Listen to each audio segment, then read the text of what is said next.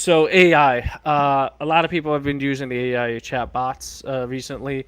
They go So from chat Gemini, bots is Claude, ChatGPT, DeepSeek, Grok. and Grok as well. So, I use wanted to give Grok you, often. Yeah. yeah. I use Grok. It's So, pretty good. basically, visual capitalists, Marcus Liu, kind of made a diagram of the information it actually collects on you every time you go into the chat box. And he was kind of analyzing the privacy details from the App Store. So Surf Shark, which is a the source that put all this stuff together, kind of broke it down. What is actually being collected from you in the chat boxes? So, Oh uh, Jesus. yeah. So who do you think What's collects the most information, like in the AI chat boxes or the chat bots? What do you think? no idea. Like which company? Which one? Because you got Gemini, you got Well, Google's ChatGPT. probably collecting a ton of information. Correct, but which is Google's chat box AI? I don't know. Microsoft. It's fucking It's what's it called? Yeah. Gemini. Gemini. I So mean, the company that collects the most information on you is Gemini. Yeah. It collects your contact information, identifiers, your diagnostics, your user data, purchases, history, user content, contacts, location. I think I said they collect 22 points of data points on you. Who do you think is the one that collects the least amount of information on you? Grok. Grok is actually the one. So out of the major chat bots right now, Grok is the one that collects the least amount, and Gemini isn't even close with the amount of information that they collect on data points.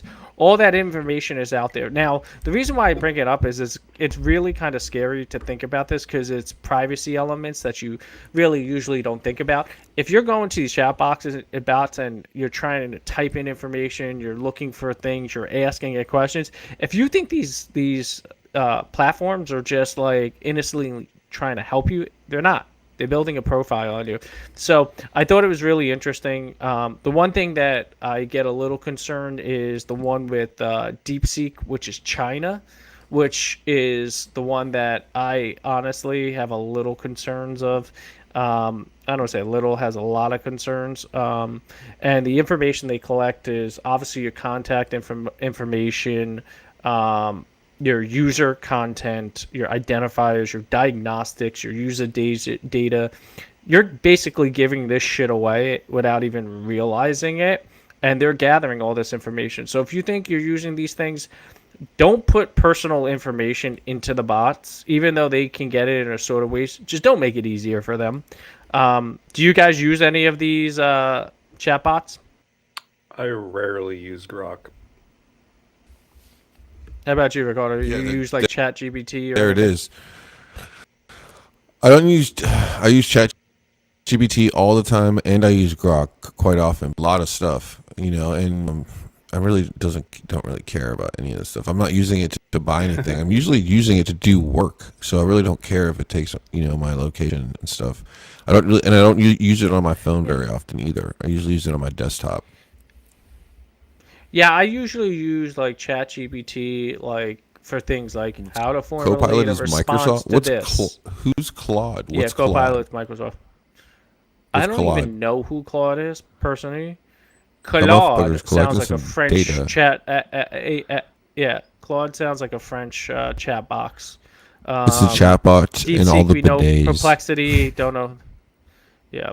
So, yeah, it's an interesting thing. The unique thing is the user content is the kind of information that's usually linked to third-party data and then sold to advertisers for targeted ads on the platform. So, each one of these, technically, if I remember correctly, collects actually not all of them. So there's a couple of them that do collect that.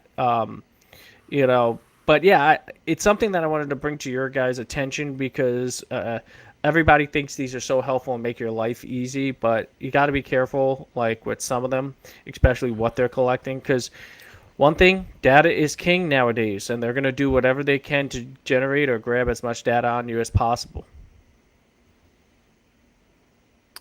I Yeah, mean, it's go ahead. kind of insane. Oh no, it's insane. The kind of stuff that they can. I mean, I feel like I was wearing a T-shirt today, and I got an advertisement for the T-shirt I was wearing. It was creepy. Like, and I don't even use any of the AI stuff anymore. So Yeah, I mean, Hmm. I don't know. I don't really have a problem with this. I don't think that I'm assuming that most consumers who are using, some of these platforms, right, and they're getting work done, it's like a trade-off. Like what you're trading is this information, and and you do it, and like stuff like ChatGPT is not free. It's like $20 a month, and you got to pay for it. I think it's like $6.99 a month with premium. So you're actually paying. So if you're paying for the service, I don't really love the fact that they're collecting data and making money on the back end. If they're going to do that, it should be free, right? And right, Yeah. so that makes I sense. don't know. I mean, that's kind of where I'm coming from. And like like if it's free, it's great. That means that what you're doing is you're paying with this information, and if you don't want to, then you can go and use a paid service, right, and stay private. And that would be the best spirit of capitalism, in my opinion. Yeah. Yes, I only used ChatGPT once before when it was free, and that was I asked it what for my dissertation. I actually referenced ChatGPT, so I wrote, what do you think the number one managerial problem is? And it said employee engagement and retention were the biggest ones. So I just referenced that. Said There's white actually a power. citation for ChatGPT now, so you can cite Hmm. ChatGPT. I used it Yeah. Kind of crazy. with this girl that I met at at this concert, and then I What you sent it use? to her. How do I Right? pick? How No, do I no, like talk to a girl? it was like early, and I was doing shit. So I was like, I have to reply to this chick. So like I replied to the young lady, and like I asked ChatGPT, and it was like going really well. And then the last message that I sent like had. I copied all, so it had like the question and the ChatGPT answer and all the information on it.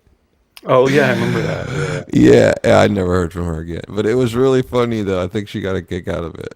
I mean, she was like, haha, and then I was just never heard from her again. All right.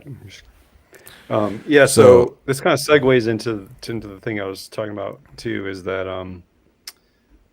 a lot of this stuff, because we're using ChatGPT. I mean, even so much as what Ricardo just said, we're using ChatGPT to like figure out how to respond to a girl, how to respond to emails, how to do all this stuff. So I was listening to a conversation. I don't remember which podcast they're talking about how because of that, because how it now, now everybody's going to be just using ChatGPT to like respond to emails and Chabby respond to T, text what's it messages, called? ChatGPT to respond to emails, or trying to respond to text messages. Like everything's going to be automated, and so then people are just going to stop using email. And then, so his theory was that people are going to stop using email and stop using text as much and go more in person to counter how much everybody's just using it. So like the only way to get real answers to real questions from real people is in person. And so Absolutely, his theory was it's going to force some of these things like 100%. sales, Yep.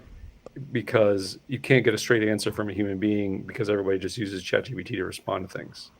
Well, So yeah, I mean, like certain types of sales. I think that the like cost based sales that are just going to be automated. I think that's going to be right, more yeah, automated based on like a lot more of an algorithm and like keeping inventories and costs down.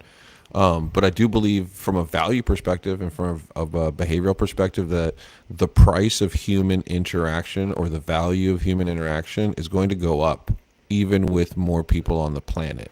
And so what's going to end up happening is that there's going to be more people around you, but in order to interact with them, you're going to have to actually like pay a premium in some way. And you can kind of see this in Japan where they have these bars where men can just come and like literally like they just like pay a girl to like have a drink with them. That's it, right? It's like for like 2 hours. And so like that in That's a Japan, like waste of money. and it's like they're not like nothing weird happens. Like a lot of the men are married or are single or whatever, but just like it's not like it's nothing creepy. It's just like it's like company, like human interaction. It's just they work so much that they have to like schedule that they don't have time to find people to hang out with and shit like that. So I think That's a good idea. that's kind of what we're going to see on the cost based system is like sort of like this human interaction now having a little bit more value, and we're going to see some paywalls around it, I think. let me ask you a question. Do you think the model in Japan with that idea of paying a woman to talk at a bar like works? Do you think that would work in the U.S.? Because I know if you probably paid a woman to hang out with you at a bar or accompanied you, you'll probably hear her complain the entire time and bitch about her life. So is it really worth it in the U.S.? I mean, I don't know, man. That's on you. But I think that if you pay them, they're a little nicer. I'm to you. paying for peace. Yeah, I feel like a lot of them that when you pay, they are nicer for sure. But I I know, don't it's think it interesting. has nothing to do with like I think the sexual part of it. I think what it has to do with is that in that specific part of Japan, and Japan is also an island, the people just work, right? And so it's not about that. It's just about the time crunch. And what they're really paying for is to be able to schedule a human interaction, something that's needed, right? On a busy day when they may have, 18 or 20 hours of the day that are already, farmed out. Does that make sense? And so it's a little bit more about that than it is about just, hey, they're not meeting girls. They're not like getting off by doing this. This is just like, like I don't even have buddies, right? I work too much. They're working too, Do you so. think it's more about relaxation too? Yeah, Like I feel taking like taking the pressure and tension off. So It's like therapy too. They talk to them. They're yeah, like, hey, man, today my boss told me, that I need to grow 6 inches if I want to be in the NBA. True. Yeah, I mean, I feel like nowadays with this sort of gap between the men that aren't getting any sexual, marketplace attention because of the sort of disparity in the dating apps and everything. I mean, I feel like the market would be huge for those sort of displaced men to just be able to like sit down and talk to a chick. I mean, I feel like yeah, that might be something that's pretty prominent in the future at the We rate we're have it going. here.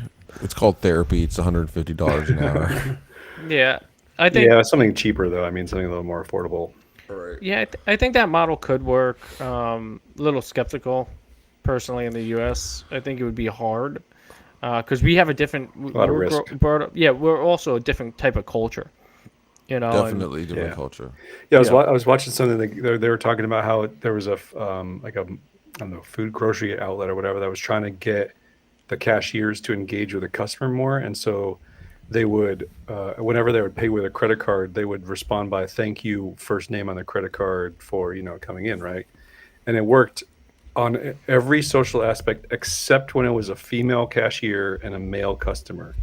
That was the only time they'd ever get creepy. Like guys, because of that like connection, when they were like call them by their name, that's when they would like stalk them in the parking lot and try to like get their information or whatever. Every other variant, male, female, That's it was weird. like it was where like was this completely done in the normal. U.S.? I don't remember the details. I just thought it was interesting that like kind of that there's just a lot of Who, starving men need attention, or want attention, seeking who the attention. fuck is going into the parking lot to talk to them? If you're I gonna mean, hit it's on not them, wouldn't it be right away? it's not, I'd be like, hey, how not you my method, doing? but it's just Hey, how guys you are doing? weird, man. You've been a guy. Yeah. What are you trying to say? I'm not a guy now? You been a Yeah, guy? you The kind of look fuck? like You put that. it past tense?